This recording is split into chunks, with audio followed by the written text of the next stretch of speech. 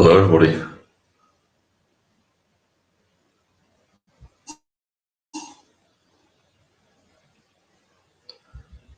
Wait for people to come in, then I'll start. I'm just going to send out the link to the live stream. Tell people I'm live streaming on Twitter. If you're not already follow me on Twitter, do so. I call it Twitter. I know it's X, but it's always been Twitter to me. I don't know why I just couldn't keep it as Twitter. Why I had to call it X, I don't know, but there you go. And it'll always be Twitter to me.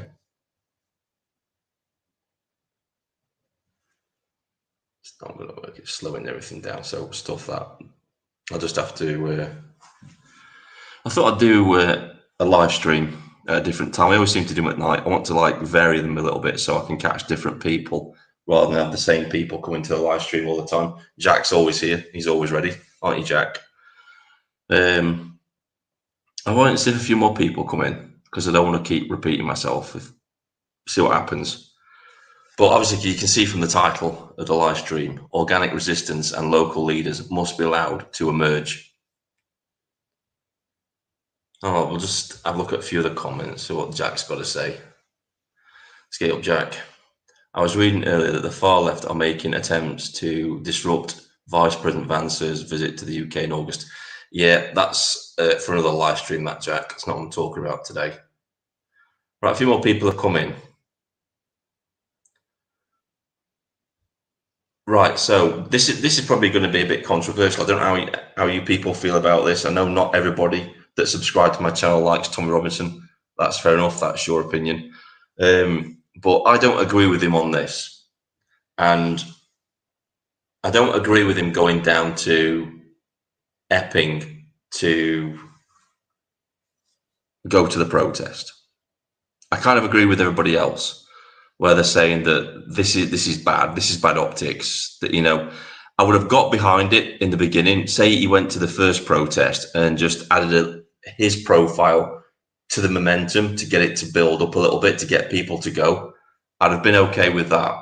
But now that the protest has been going for, was it 3 weeks in a row now?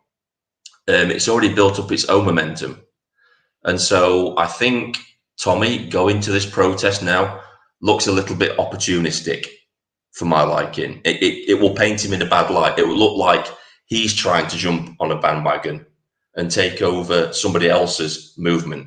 That's what it looks like to me. I know he's probably not thinking that way. He's genuinely thinking, I'm going to give this protest a boost by going to it. But I don't think it needs it. I think these sort of protests need to stay local. It needs to be by local people. If you flood it with thousands upon thousands of people from all over the country, it'll kind of drown out the local voice in what they're trying to do. They're trying to get this migrant hotel shut down. Now, Tommy Roy, he can still help. He can just keep doing what he's been doing. He could just echo the message, tweet out that, yeah, people are assembling at this hotel and, you know, encourage people to go. That would be fine. But I think going himself now is stepping on people's toes. And the organizer, Callum, I think his name is, doesn't really want Tommy Robinson there. And for whatever reason, it might be because he doesn't like Tommy Robinson, or it could be because he doesn't want it to become political or to become something that it isn't. He just the organisers just want it to be about protecting their children and getting that illegal immigrant hotel shut down. Now, this is having a knock-on effect because eventually you will see protests start to emerge at all these illegal immigrant hotels and action will be forced to happen. It's an organic movement. And people have said this today, and I've got to echo this. If Tommy Robinson jumps on the bandwagon now, it's going to look like it's not organic. It's going to look like it's manufactured. And this isn't just a response to a situation, but it's more political posturing.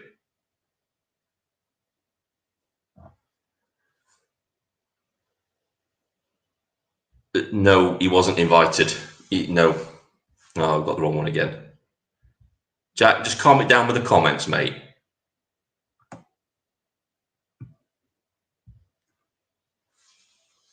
I think no, he wasn't invited.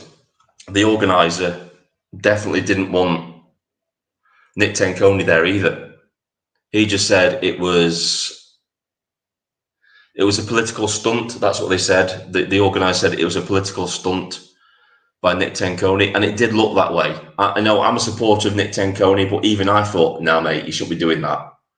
This is an organic movement about getting rid of this hotel, and he went down there and he made it political. Fair enough. He can go to the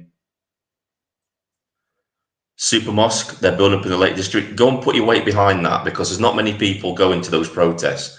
Go and put your weight behind that. That's what Tommy Robinson could be doing. That's something they can do. They can go and put the weight behind those types of things. But I think they need to stay away from this organic movement that's growing to shut down these illegal immigrant hotels. And I think now that Tommy Robinson has endorsed Advanced UK, it would make it political, because that people would see him as a representation of Advanced UK. And I know he's not anything to do with the inner workings of Advanced UK, but when you go and join a party and you're a member of that party, you're high profile, then you're taking that profile with you. And it could be seen as making a political stance.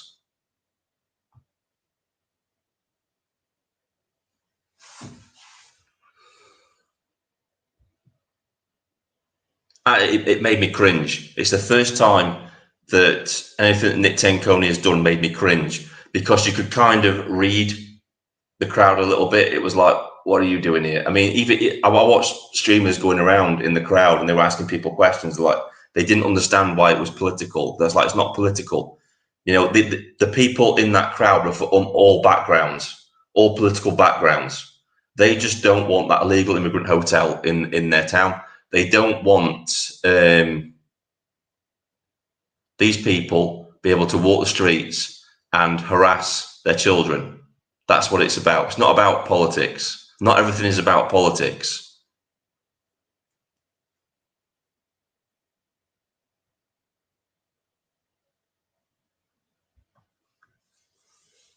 Stronger voice. Yeah, I'm not saying they can't talk about it. They can talk about it from their own platforms.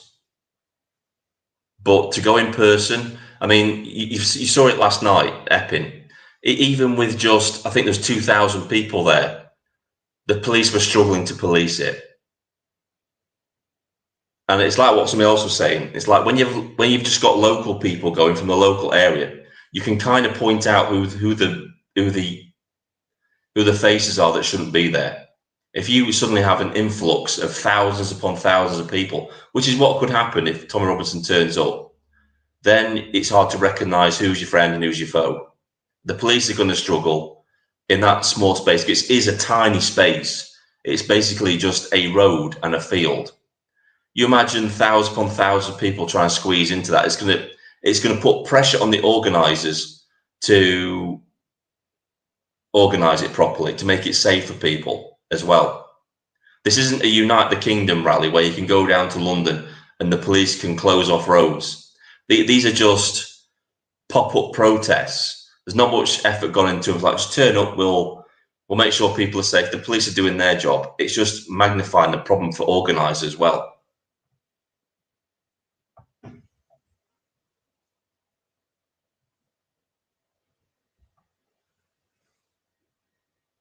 If Tommy goes to this one, it will have a ripple effect, in my opinion. And I think it's something that we need. No, it's having a ripple effect anyway.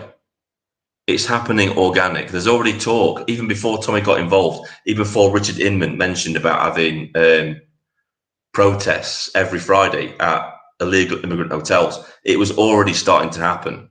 It needs to happen organically, because if it comes from these people, then the mainstream media, and they will anyway, but they will label it as, oh, look, it's Tommy Robinson, his far right mob. They're just organising these racist events. Whereas before, even though they were saying that, it was harder to pin it on them, if you know what I mean, because they were just mothers. If you watched the march last night, it was just concerned mothers, and it is growing at Epping every week. More and more people are going to it. Even before Tommy announced that he was going to go down there, it was growing on its own, and it would have spread. It would have spread on its own because people think, well, they're doing it. Look at how numbers they're getting. Right, let's do our own protest. Tommy needs to focus on what he's doing. He's focusing on the Unite the Kingdom rallies. That's what he needs to focus on. Speak about these subjects from afar, amplify the message, but don't get involved personally. Let leaders emerge. We need lots of leaders. And if how do you think Tommy Robinson would feel if somebody went down to London, and somebody even bigger than he is, and went down to London and tried to take over the Unite the Kingdom rally, something that he'd organised? How do you think Tommy Robinson would feel about that? Do you think he would feel that people were stepping on his toes, even though the person stepping in only had good intentions? And that's what I feel is happening at Epping. You know, they've got together, they've got this movement together, they've done it on their own. That's what I think.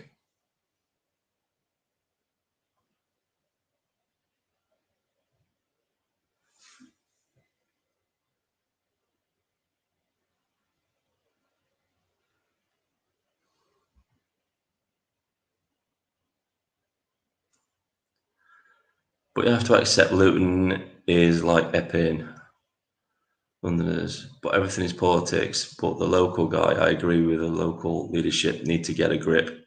Yeah, they do. I've messaged him and I've said, you need to stop people wearing masks. You need to stop people wearing masks. If anybody turns up wearing masks, you need to turn them away. Anybody turns up drunk, you need to turn them away. Take control. Take control of your event. Don't just allow it to be its own entity. If you're a leader, if you're stepping up to the plate, then you've got to be a leader. You've got to call it out. He's got a public address system. They have microphones, stuff like that. You can get on the public address system and say, from the outset, if you're wearing a mask, if you're drunk, please leave. You're not welcome. And that would send a clear message to the police who are in attendance as well, that, yeah, this guy's in control. Yeah. These are not the sort of people, and also for the mainstream media, because they will be recording everything. So if he gets on the tannoy and says, right, we don't want any drunk people here, we don't want anybody wearing masks, we don't want any violence or anything like that, set out the ground rules at the beginning of the rally on the microphone. That's something he could learn from Tommy Robinson. That's something he could take away. Maybe instead of Tommy Robinson going down to the protest, maybe Tommy Robinson could like get in contact with him and offer him some tips about how to organize these protests. Maybe that would be more help than going down and actually taking part. I think guidance is needed more than anything, really.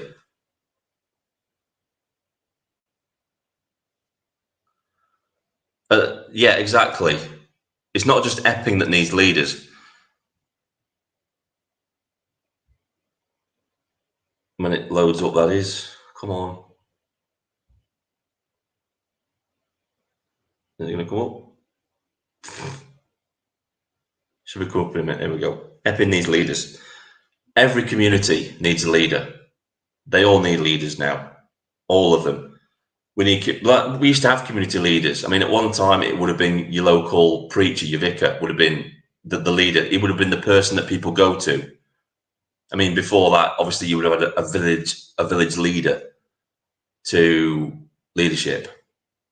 We need to return back to those days where each community has a leader, somebody you can go to. And it's starting to happen organic, because the situation we're in now in this country, it creates a necessity for leadership. And now we're seeing it start to happen. Look at the guy who does the Great British Strike protest. He's a leader. He led people down to Dover to protest in Dover. Now we're starting to see leadership coming from Epping. They call him the Epping Lion, Callum. He's stepping up to the plate and leading. And eventually you will get this leadership popping up all over the country with different movements. And that's what we need. You can't, we've got to force this united enemy to fight a battle on multiple fronts with lots of different leaders.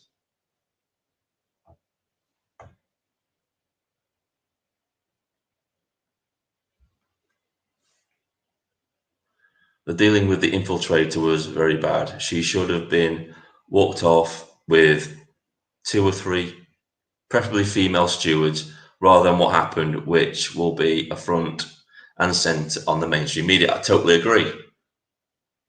Totally agree. But why was she marched up by the police? Why was she allowed to get through by the police?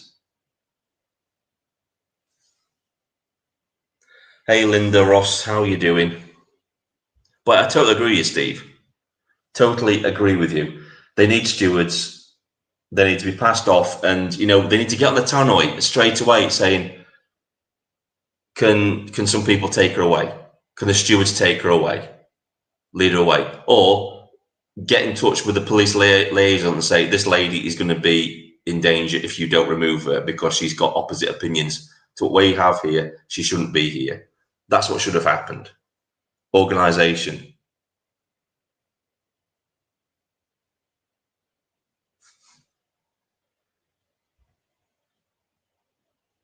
Yeah, because apparently from eyewitnesses on the ground, she was actually escorted up to the crowd.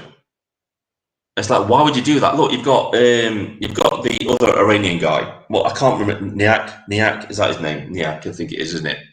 Right. So when he stood there on his own with the Hamas are terrorists banner, he's immediately arrested because they say, yeah, you're going to cause a breach of the peace.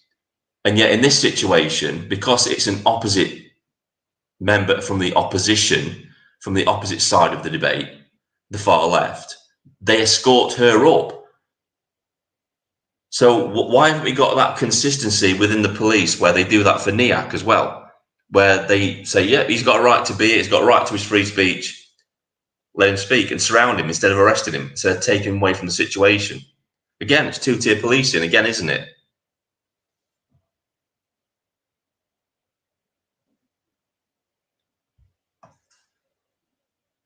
Everybody,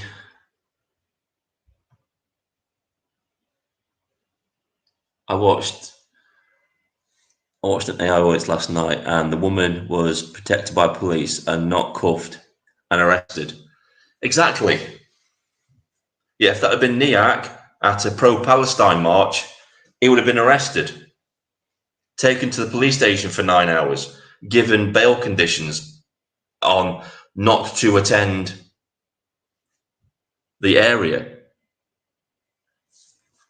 Two-tier policing, once again. And the police were just out looking for trouble. They were just looking to arrest people. I mean, they couldn't have an event that big hosted by these people because that would have destroyed the narrative. Because for the most of the time, it was peaceful. It was peaceful. It was dissipating. People were going home. They'd had their say. It's time to go home now. We're done. We've been out. We've protested. We've showed how we feel about this. And I was watching Marty Blackburrow, and he was walking around somewhere, and the police had arrested, allegedly, I think it was a 10-year-old boy for having a permanent marker pen. They arrested him because they suspect him of criminal damage. And you know what they'll say? They won't mention the boy's age. They'll just say, protester arrested, just so they can inflate the number of people that are actually arrested at the protest. The other two people that are actually arrested at the protest were arrested for offences that they committed at the last protest, not this one. I think it was the guy who had his teeth knocked out. He was arrested again. And I think the guy who had a flag wrapped round his neck and a beard was also arrested. I think that was for their involvement in what they did last time, at the last protest, when they were getting violent, when they were kicking police vans and stuff like that, which is idiotic and stupid.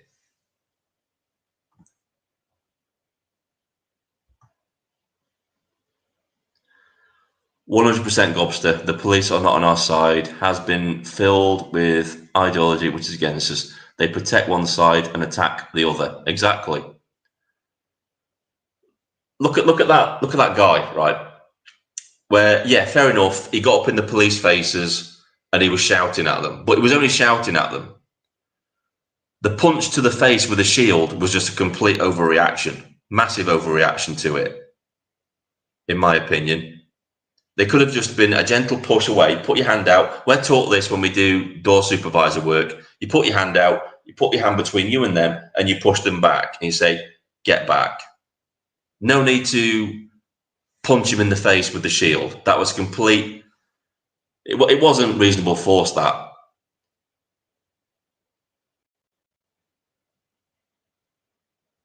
But yeah, to reiterate, for all those people that just come in, right, I don't agree with Tommy Robinson going down to the protest next week.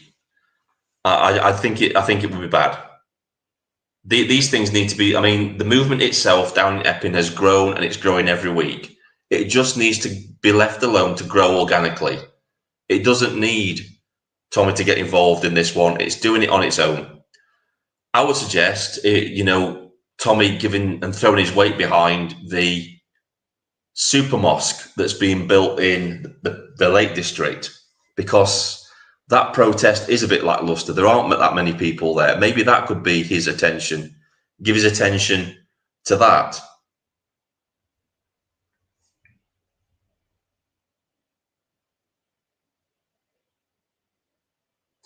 "16-year-old writing graffiti," that's what it was, Steve. But that will be added to the list of people who were arrested at the protest. Well, that's what they were doing. I mean, look at them out on the street, Marty Blackburn. They were out in force, in full riot gear. Nobody was even there. And yet they cordoned all the street off. There were two lines of them. There was one at the back, one at the front. And eventually they were just like, yeah, crazy.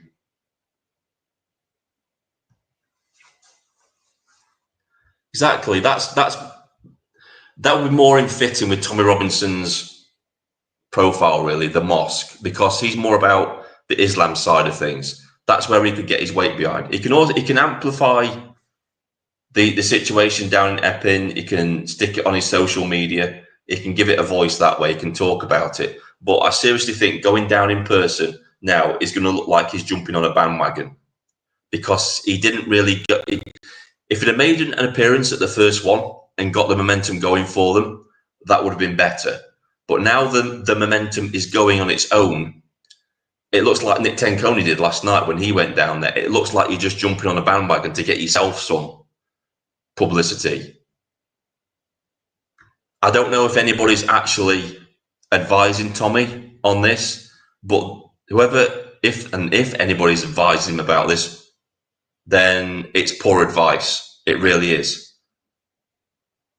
I think, Nick Tenconi's getting a lot of pushback for that stunt he did. Turn up and trying to make that sort of protest political isn't a good idea. It really isn't.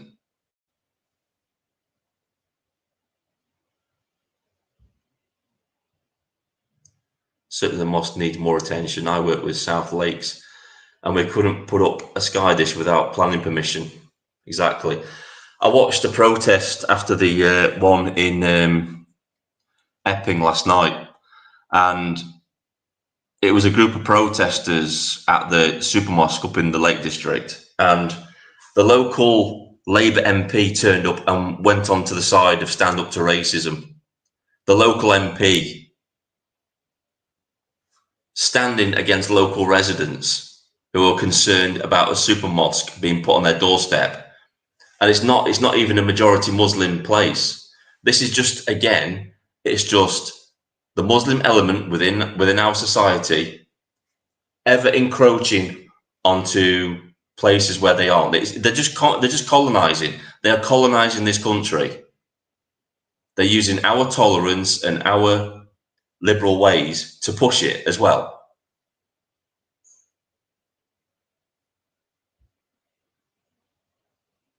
Nick should have offered a prayer, and then exactly. It shouldn't have been political. And it just looked exactly what it was. It was a political stunt, and it kind of backfired for him. on this occasion.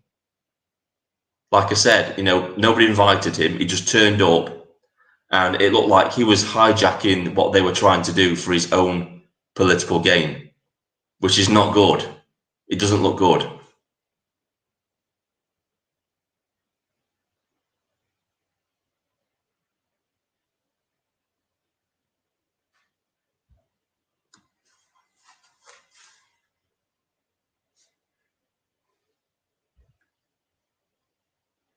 Zero point 0.3% local population is Muslim. Exactly. And apparently they're doing this. Apparently the reason they're doing this is because they want to encourage Muslim families into the area.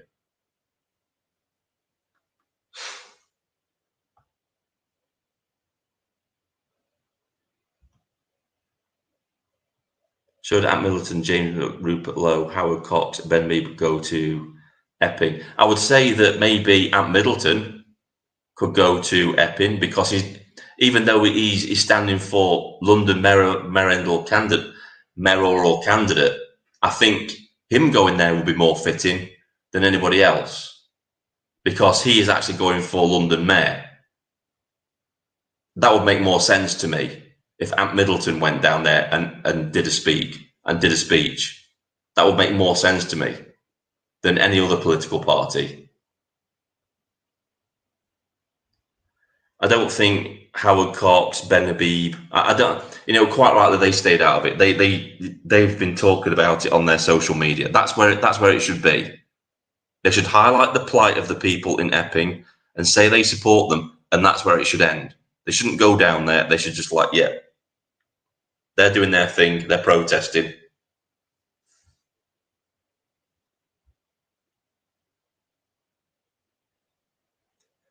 You're okay. It's fine. They need encouraging. They will move there. Yeah, exactly. Yeah.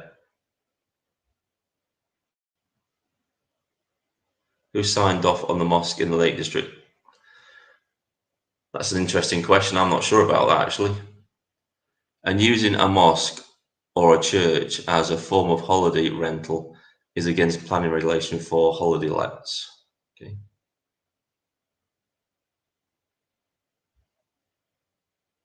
No, Jack, I don't think they should. I don't think anybody involved in politics should go down to Epping and give a speech. I really don't. Like I said, I can understand Ant Middleton going down there because he's running for London mayor.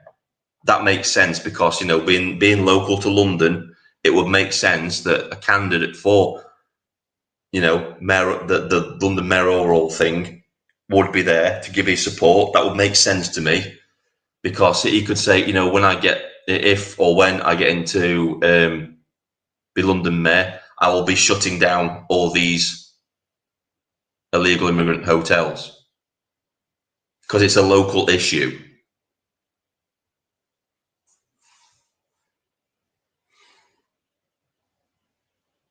So I'll look at some other comments.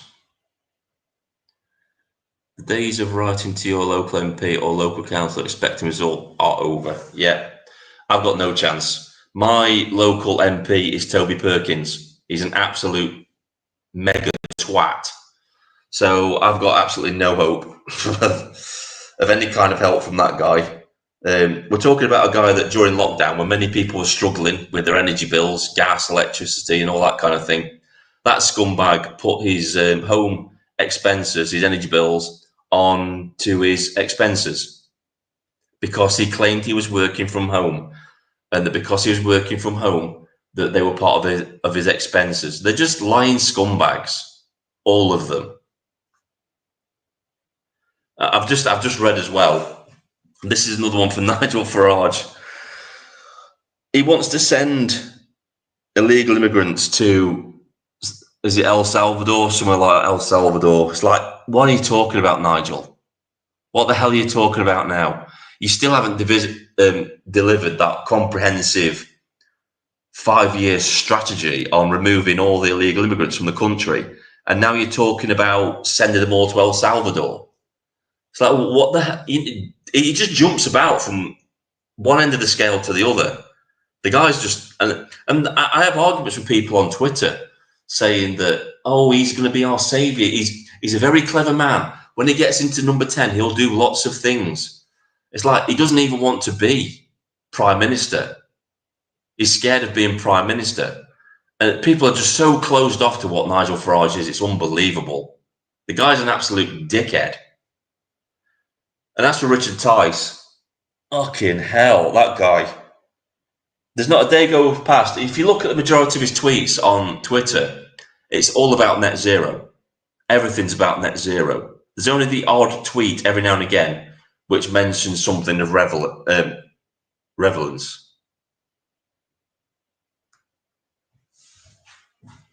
The Reform Party is an absolute clown show. Apparently, they're having another press conference today. It's called Lawless Britain.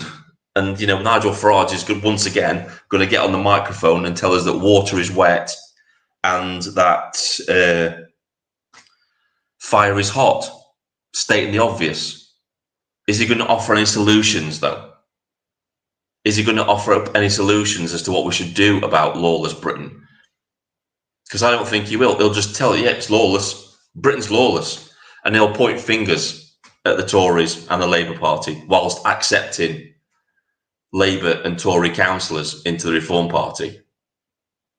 That's the level of intelligence of that guy. The Reform Party has become what it's absorbed. It's absorbed all the Tory wets. It's absorbed Labour lunatics. Sarah Poachin was hard left at one point, and now we're supposed to believe that she wants to have hard borders and, deport all the illegal immigrants. The Reform Party is absolutely taking people for a mug. They are. This is why I reiterated the other day in a video saying that the political solution is 4 years away, barring the fact that we have some kind of immense crisis where the Labour government just totally collapses and we have to have a general election within the next 4 years, before the next 4 years is up, which is a possibility. I'm not ruling that out completely. It is a possibility that could happen. But even if we had a general election tomorrow, we don't have anybody that's capable of saving this country. We don't. None of the little parties are ready to get into government and take it on. It's going to take years of planning.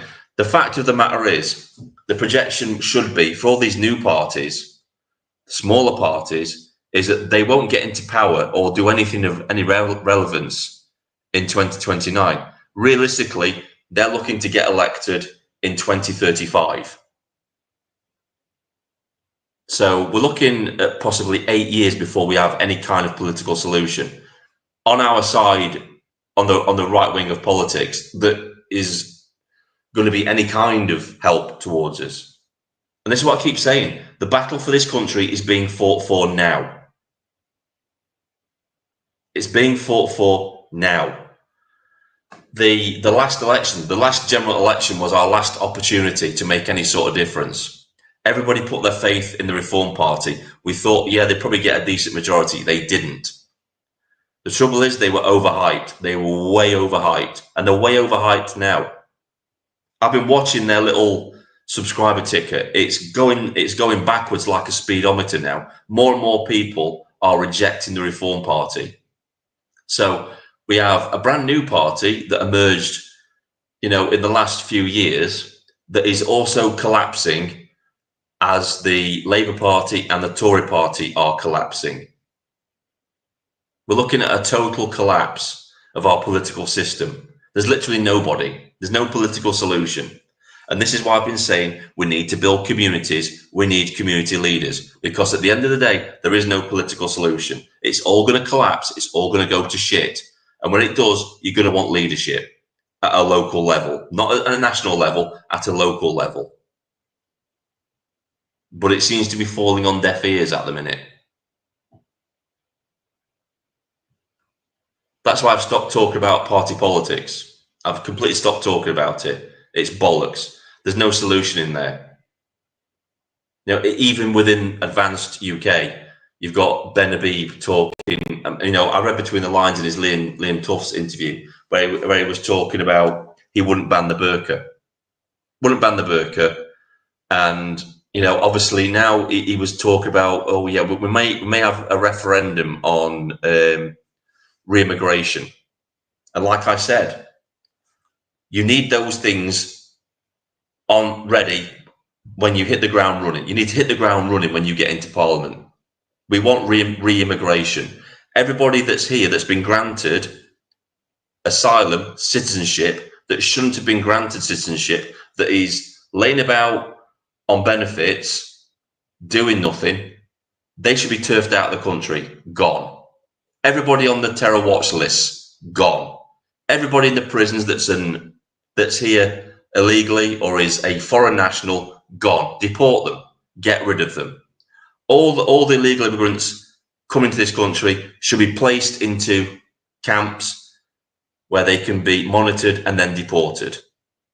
Tents. We used to have them when we were out in Iraq. We had big tents. I'm not talking about little 4-man tents like you see on Twitter and Facebook, like the leftist post, like little tiny tents, 2-man tents. No, you put up tents like you see in refugee camps, like you would see in the UN would provide. Big tents that are air conditioned or they're temperature controlled sort of things. You put them in there, you surround them with big barbed wire fences, you put them in there and you feed them prison food. You cut all benefits to them. You don't allow them any benefits. They're not allowed to roam the local area. They stay on that site until they're deported. That's what you do with them. That's what any other country would do. Any other country, if they entered the country illegal, they'd be put in prison. Most of them, if you tried to cross the Polish border, you'd end up getting shot. That's their policy now, is to open fire on anybody trying to cross the border illegally. You look at America, you're put in a cage, you're deported. Every other country is the same.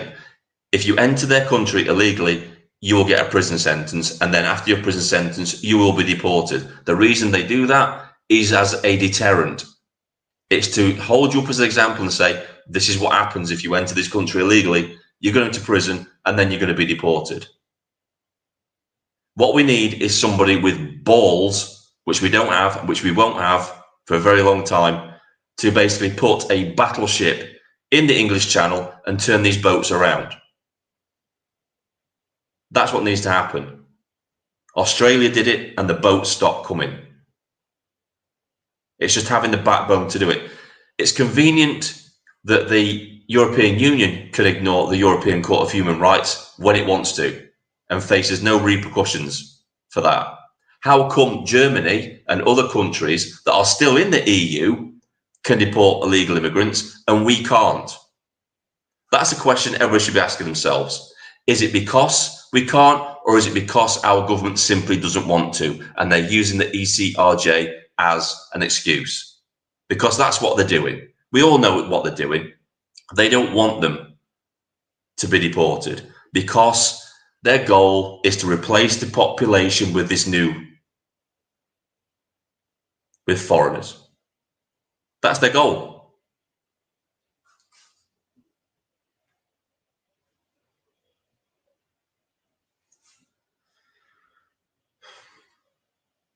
They need to go. We're a small country. We're not like America. We're not massive. Our infrastructure is crumbling under the pressure of just how many people are allowed into this country. Friction is on the streets. We've turned our cities into third world shitholes, and where we've imported all the third world and we've brought their culture with them. And the culture isn't enriching our culture at all. It's making it worse. It's making it dangerous.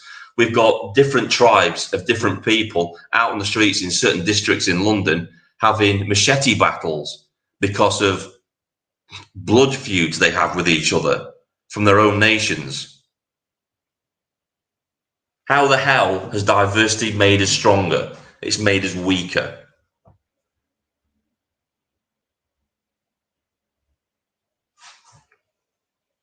I've got a better idea, Gobster. Why don't we just send them all back to where they came from? Just send them all back. You're not wanted here. Send them all back to France and let France deal with them. Like, we don't want them here. You send them here, we're just going to keep sending them back. But the first thing that needs to be done to absolutely stop them, they'll stop coming on their own. If we cut benefits and stop giving them housing, free shit, they'd stop coming anyway, because there's nothing there for us anymore now. All we're going to get is tents and prison food. They'd stop coming. There'd be no incentive. But unfortunately, we've got an absolute shower of shit in government that I wouldn't employ to shine my shoes. I've seen 3-week-old rice pudding with more intelligence than what I've seen on the front bench.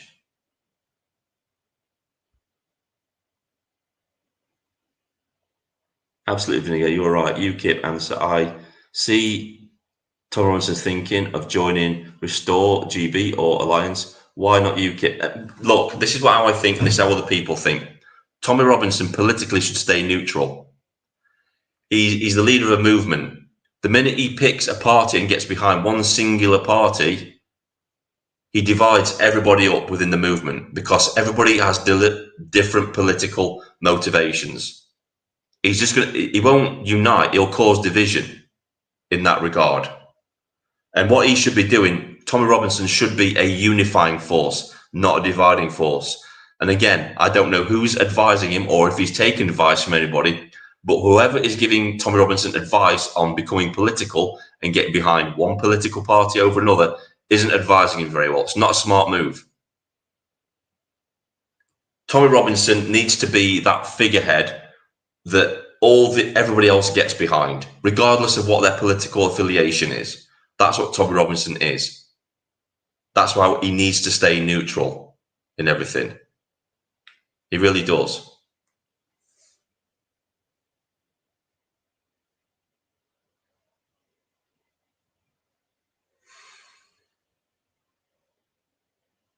See some of these comments. I'll try and get people's comments up. Just want to say as well, thank you to everybody for subscribing to the channel, liking the videos and stuff like that. It really helps. Really appreciate it. I don't say it often enough. I don't do enough live streams, to be honest with you. I really should do, to thank you all. Because, as I said before, this channel will be nothing without the people that come and watch the videos and stuff like that. And I really appreciate it. Really do.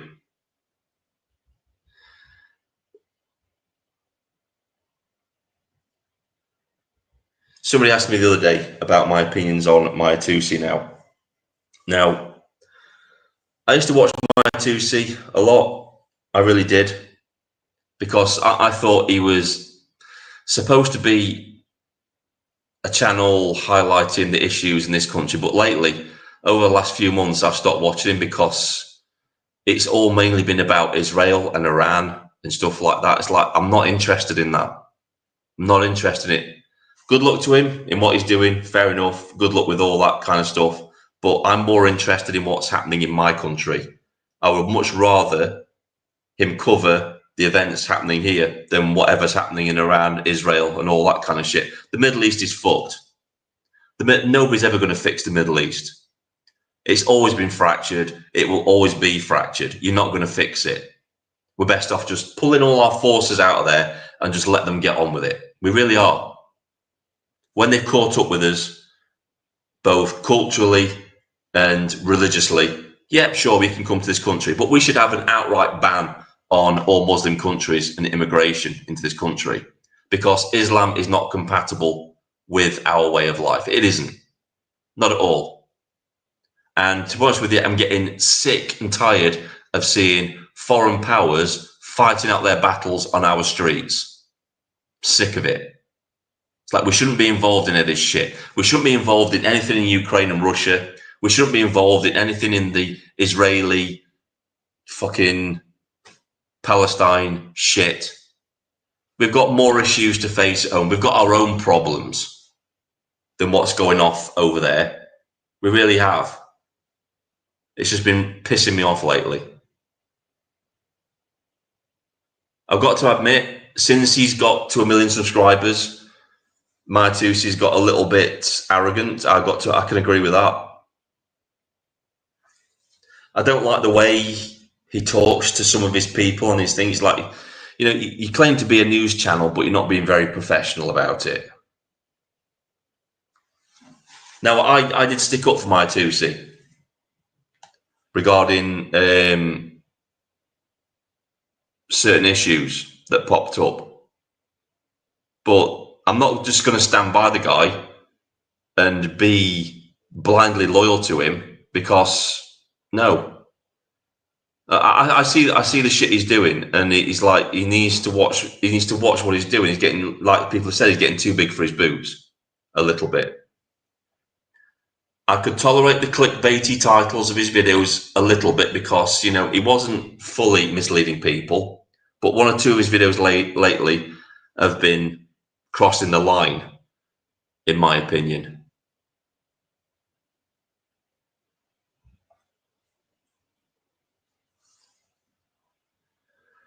I've watched Tusi for ages, and he's too much involved in what's going on in the Middle East. I agree with him. Exactly. I don't care about all that shit. Fair enough. Just do, if you want to break up the news here for a bit, just do one or two videos on it, but not every day. I don't care. I'm really not bothered. It's sad what's happening on both sides of the conflict, but it's like, you know, we've got bigger issues here. We really have.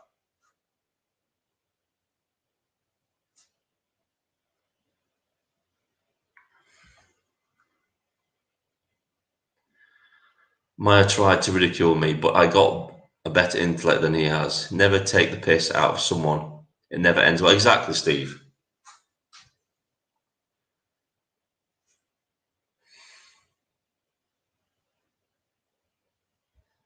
I'll try and get as many people and different people as I can. Epping is leading by example. If every community organised itself, well, who knows?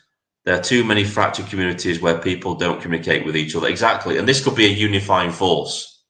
This could be something that people can unify behind. And I know that the Shield was a massive disappointment. I got suckered in too. I thought they were trying to do something good. But people can still help their communities. You can still patrol your communities. You can legally form your own neighbourhood watch schemes, and you don't have to pay membership. You just need volunteers, and it can be for everybody. Protecting your communities. You go out, you have a walk around, you be a bit of a deterrent, and you report anything suspicious to the police. That's the beginnings of community. Of course, Tusi's going to be focused on Middle East because he's racial background. That's why civil nationalism is dead end.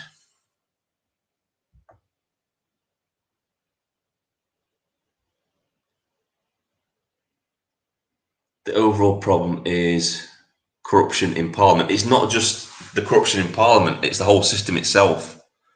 It's not just the people that go into Parliament, the MPs, because they're just puppets. If you look at the bigger picture, the MPs are just puppets. They go in there, they're told what to do and what to say.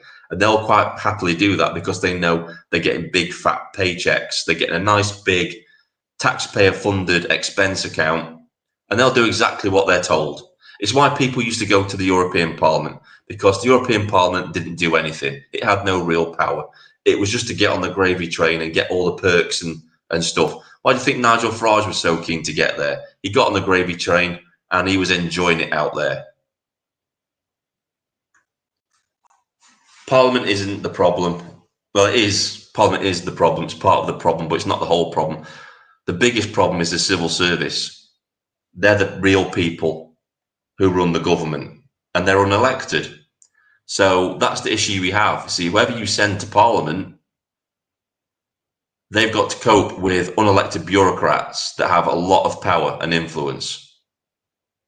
That's why I'm saying you can't send people like Nigel Farage, Ben Habib, or anybody like that. Anybody that is centre-right isn't going to do anything in Parliament. We need a true right-wing party for the people, made up of the people, to go in there and kick ass. Just go in there. To be honest with you, I think the system is so badly broken that it all needs to be torn down.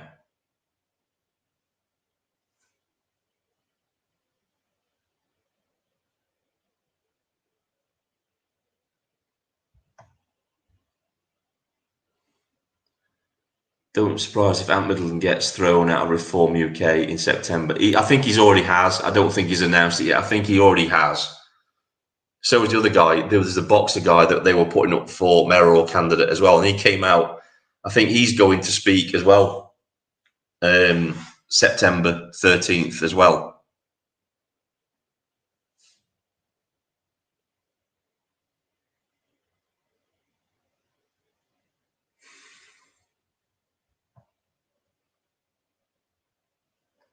The problem is we need to put their heads above the parapet, making themselves very vulnerable.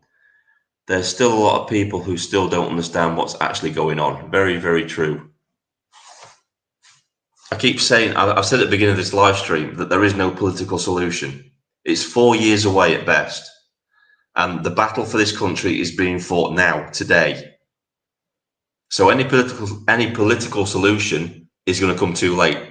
Any party that goes into Parliament wanting to change things is just going to be going there to pick up the pieces, what's left of the country.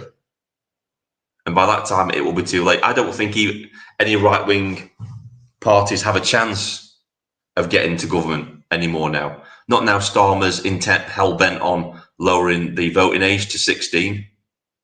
That's a massive millstone around right-wing parties' necks, especially the first past the post system. Imagine how much the postal voting system is going to get abused now because of that. You're going to have all the 16-year-old Muslims that are going to be block voting with their parents in their local areas, voting for not Labour, but the new independent Muslim parties. That's what's going to happen. You're going to see the total collapse of the Labour Party, the total collapse of the Tory Party. That they think they're going to win the general election. No, they're not. No, you're not. Keir Starmer made a fatal mistake when he lowered the vote, when he said he's going to lower the voting age. We're screwed politically in this country. Absolutely screwed.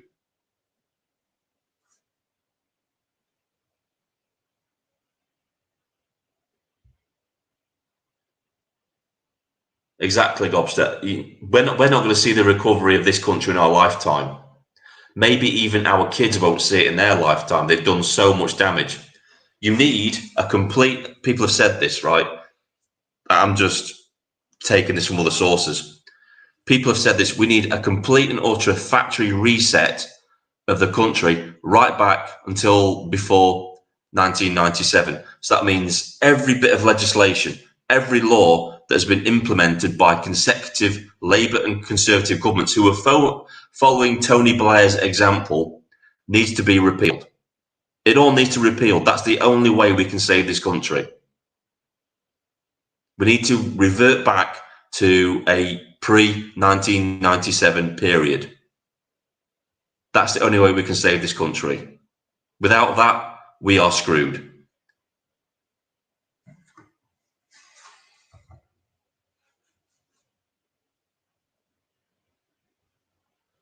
You know, people call me negative because why won't you get behind a party? You know, I was originally behind UKIP. I thought maybe they're the answer.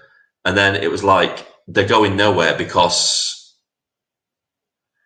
if I was Nick Tenconi, right, the first thing I would have done was when I became, because before he was interim leader, he didn't really have the power to do it. But the minute he became leader, the actual leader of UKIP, he should have completely rebranded the party. He should have got rid of any type of influence that Nigel Farage had over the party. Any look, the look is Nigel Farage. The little pound sign on the flag, that's Nigel Farage. The purple colour, that's Nigel Farage. It all needed to be got rid of and changed. Complete revamp. Complete, maybe even a name change to something different than UKIP. And then rebrand the party, have a massive press conference and, you know, like a phoenix rising from the ashes. But at the minute, they're just limping along with this branding that people have rejected it because Nigel Farage destroyed the party when he left. Any credibility that UKIP had, Nigel Farage destroyed. .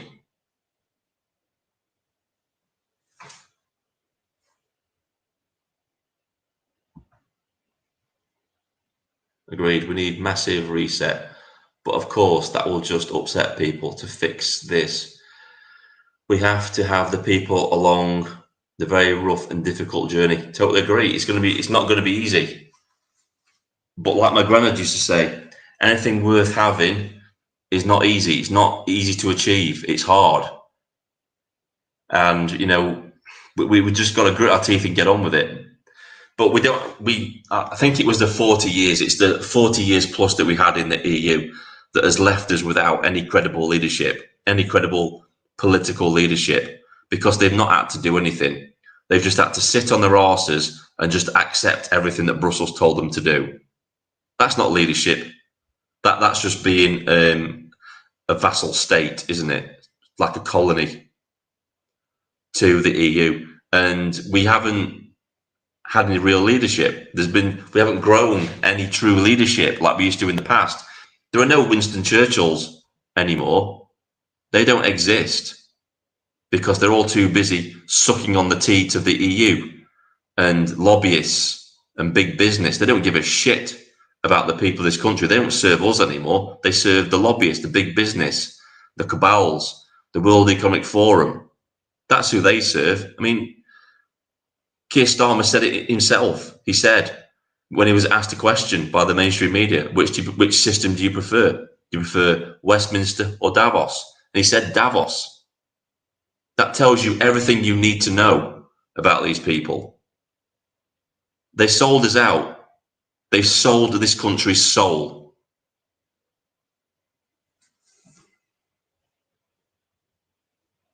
And don't get me started about how they've treated veterans. That really pisses me off. It's like, you hear stories about them trying to prosecute special forces for things they did years ago in service to this country, because now the Labour government's now pally-pally with these despicable people that they were fighting against. But look at recently, where's Stand Up to Racism? Where are they talking about the genocide that's going on in Syria, where they're chucking people off of buildings, shooting them, and then chucking them off buildings? Where's Stand Up to Racism talking about that? Why don't they talk about that genocide? Why isn't our government raising that in Parliament about what's happening there, if they're so concerned about what's happening to the Palestinian people? It's all bollocks. All of it.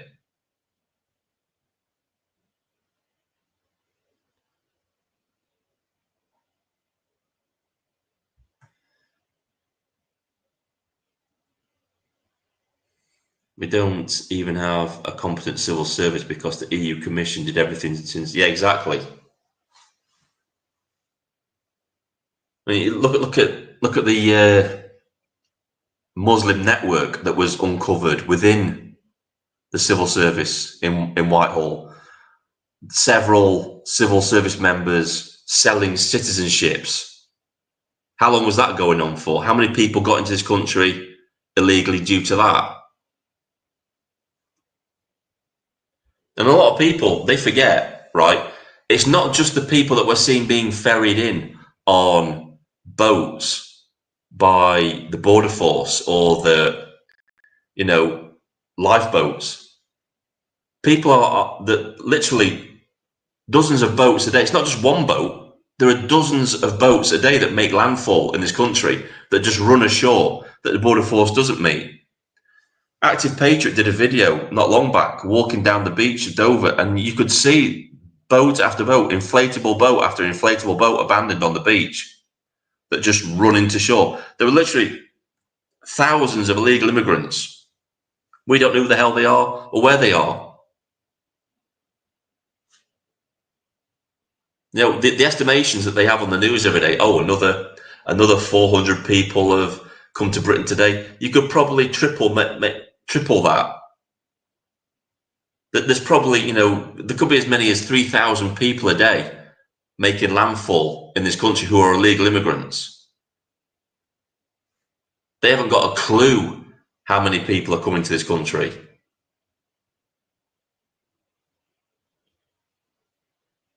And as Lobster says here, it's a distraction, because as Daniel Bostock on Twitter, he brought up many more coming by plane that aren't mentioned, that claim asylum. Taking the legal route, they come in by plane and claim asylum. A lot of them aren't illegal immigrants. Again, they're not illegal immigrants. They're economic migrants.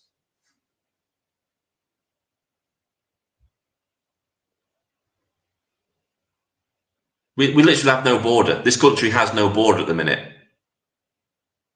And it's insane. It's insane to me, because we should be more secure than Poland. Way more secure than Poland, because we have a fucking moat around our country. We're an island. It should be difficult for people to make it to this country.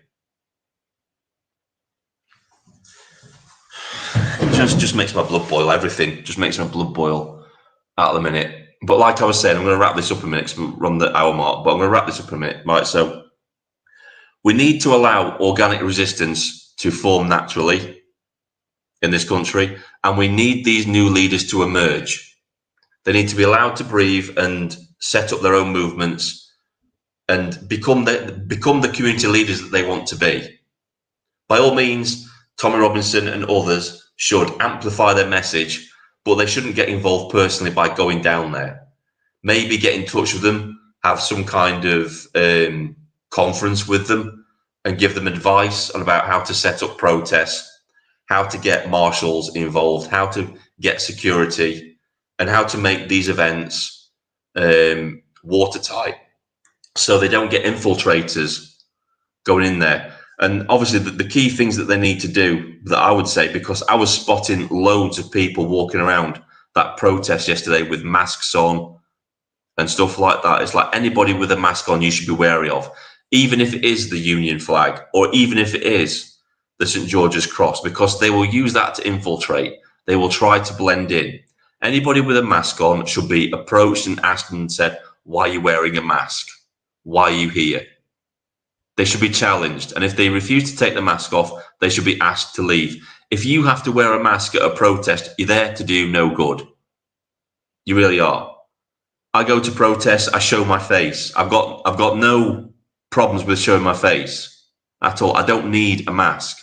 If people want to come at me, they can come at me. That's the way I look at it. It's like, and I'll be ready and waiting. But I won't wear a mask. I don't need to disguise myself at all. And nobody at these protests should need to do that either. That's all I've got to say on that. But that's my opinion. If you want these protests to be safe, and again, have a public address system, which they had it on the lorry. The first thing you do is, once the crowd is assembled, is just lay down the ground rules for the protest. Say, this protest is peaceful. If you're going to get violent, you'll be asked to leave. If you're drinking alcohol, you'll be asked to leave. If you're wearing a mask, you'll be asked to leave. And that's why you need marshals. You need security walking around among the crowd to root these people out and turf them out, get rid of them. That's what needs to happen. No, Jack, he shouldn't. We've already discussed this. Tony Robinson shouldn't go to Epping at all, for a very good reason. Because now it just looks like he's jumping on a bandwagon. I could understand it at the beginning of the protest, when not many people were going to it, to boost its profile, but it's done that itself now. You look at the numbers that turned out there yesterday. 2,000 people is about the maximum you could get in that situation. Any more of that, and you're looking at it getting hectic.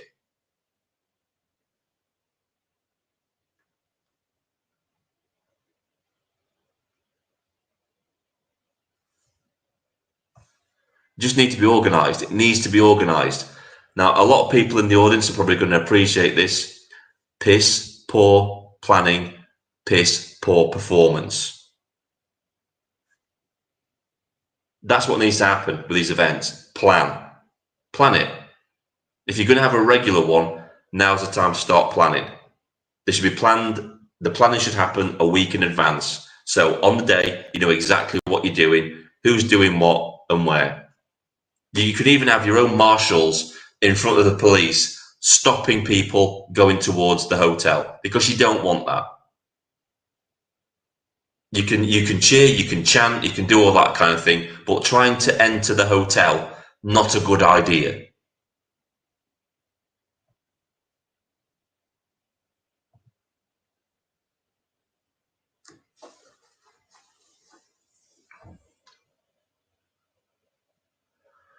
Right, I've said all I'm going to say. See if there's a few more comments, and then I'll wrap it up, guys.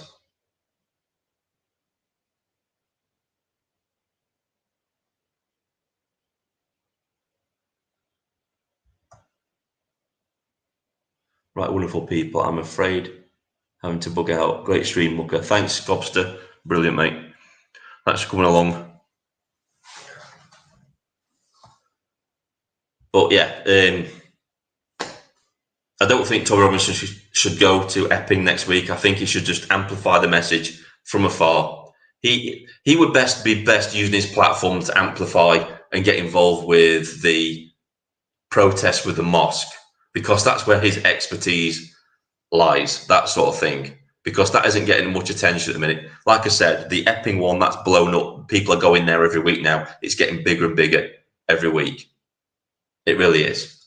The Epping one done. And there's going to be more and more of these popping up all over the country now, protesting the illegal immigrant hotels. And like people have said in the chat, this is the model of how to do it. It just needs to be more organised. Peaceful protest, and it's people pressure, because the more people that go, the MPs are going to start thinking, well, that's a lot of voters that are going to these things now. That's what they're going to think. Putting pressure on them. Anyway, that's all I've got to say on this. Thanks for coming, guys. Thanks for liking and sharing and subscribing to the channel. I shall see you all soon in the next video. This is Vindicator. Sign off. You have a great day.